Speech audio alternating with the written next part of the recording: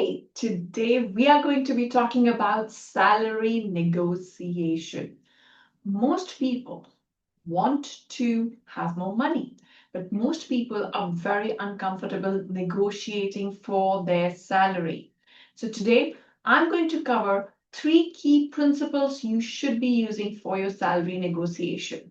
Now, salary negotiation by right are tricky and it's very customized to what's happening in the company, the conversation. That's why it's very difficult to cover all scenarios that may exist in salary negotiation. What I want to give you in this video is three principles which will apply in all types of salary negotiation.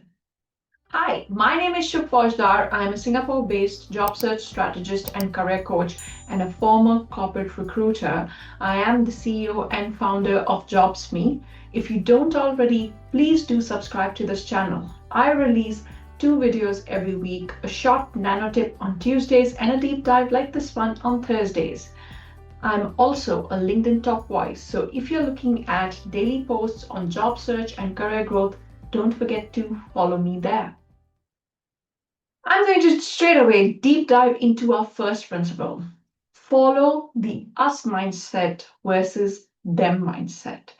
See, when salary negotiation happens, there are a lot of people who get defensive.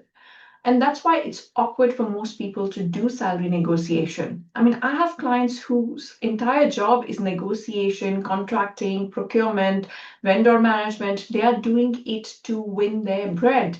Still, when it comes to their own salary, they find it awkward because, hey, I don't want to upset them. Hey, I don't want to look greedy. So it's not just whether you're negotiating or not, it's about how you are doing it.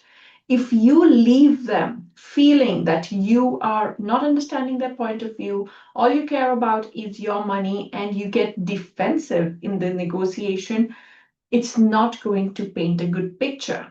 To be able to do that, you need to make them feel that they are part of it and you're finding a win-win situation for everyone involved. So using phrases like, hey, I would like to work with you to see how we can come up to a number which works for both of us. Hey, I want to make this happen for both of us. I'm very keen on the role. Would you be able to tell me? And whatever it is.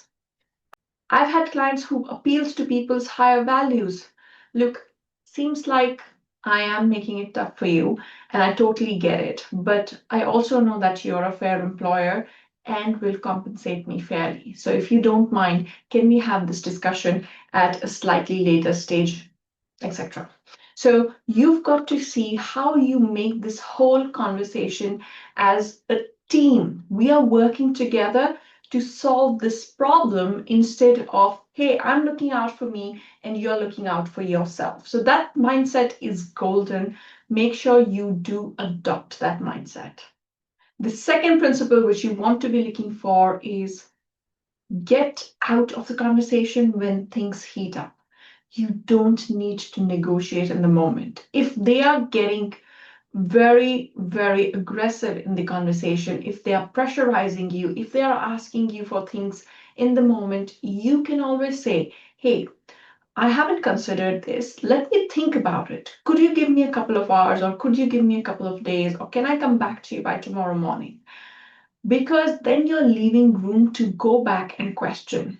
I know so many brilliant people who, in the moment, end up accepting a below par offer just because they were pressured into it. Forget other people, it's me. I mean, I've done that too. So many times I would have partnership deals, and I remember one specifically where they asked me for a number which was about 40% less than what my partnership is. But then they kept on pressuring, and it was getting to a point where I just could not take the pressure anymore. I just could not keep on coming back to them with counterpoints. And I said, okay, let's do that, and then we can revisit it after our first work together. And the moment I said it, I knew what I had done. I knew it was a mistake. The best strategy at that point in time would have been to say, hey, I think I'm not ready for this at this point. This is not the way my usual rates work, but let me think about it and see how we can make it work for both of us. And this works because you're leaving them with a note that you want to make it work for both of you instead of just yourself. And then principle number 3, information is power. In your negotiations, you want to gather as much information as possible. I know a lot of people just accept the salary as what they can negotiate, but that's not the whole truth. You want to look at the overall compensation, bonuses.